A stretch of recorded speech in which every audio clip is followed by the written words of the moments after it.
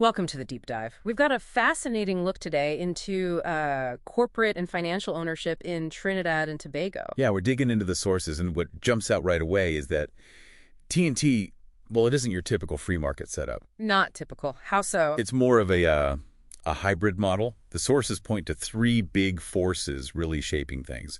Powerful local conglomerates, a very strategic state, and of course foreign capital. Okay, so three pillars. Exactly. And our mission here basically is to map out how that power network, how it all interconnects, who's really in charge. And you can almost see it, right? Like physically on the Port of Spain skyline.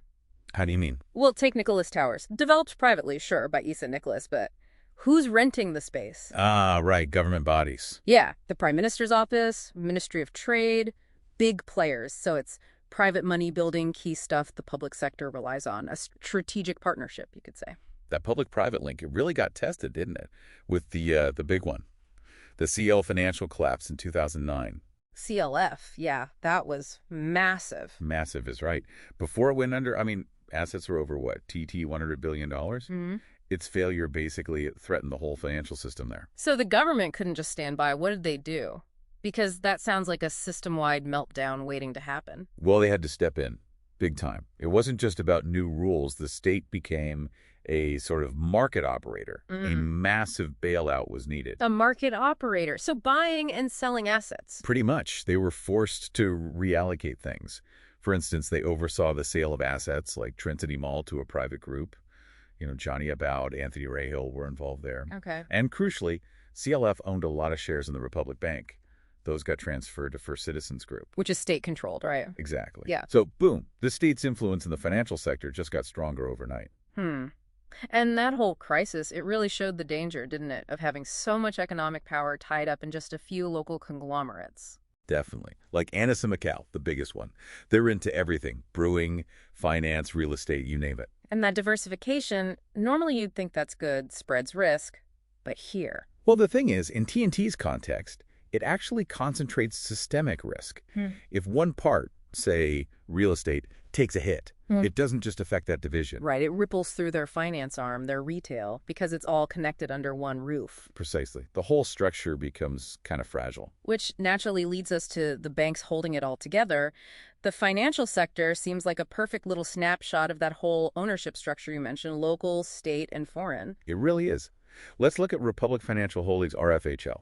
Publicly listed, yes, but the state has serious influence. How so, if it's public? Well, state-linked bodies, the National Insurance Board, think public pensions, and the National Investment Fund, together they hold almost half the shares, like 48.7%. Wow, nearly half. So they don't need a majority to have a huge say. Not at all. They've got significant leverage over investment, over governance, without needing full control.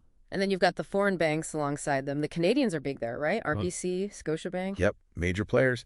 But here's where it gets really interesting. Get this. Interlocking shareholding. Interlocking, meaning? The sources show RBC and RFHL actually own stakes in each other. Wait, competitors own parts of each other? That doesn't sound like fierce competition. It's not. It kind of limits direct competition, but maybe it promotes, stability among the big players already there. It's definitely not pure free market dynamics. Okay, that's complex. And this web extends beyond finance. Oh, absolutely.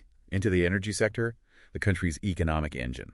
Foreign direct investment, FDI, is massively tilted towards energy. How tilted? Think about this.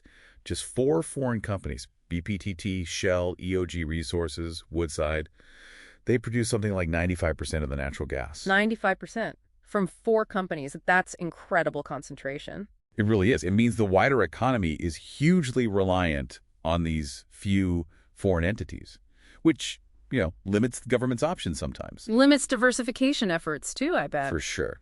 So the main takeaway here, if you're an outsider looking to do business in TNT, you got to think partnership, not just pure competition. Because the lines are blurry. Very blurry between public policy, state interests, private conglomerates.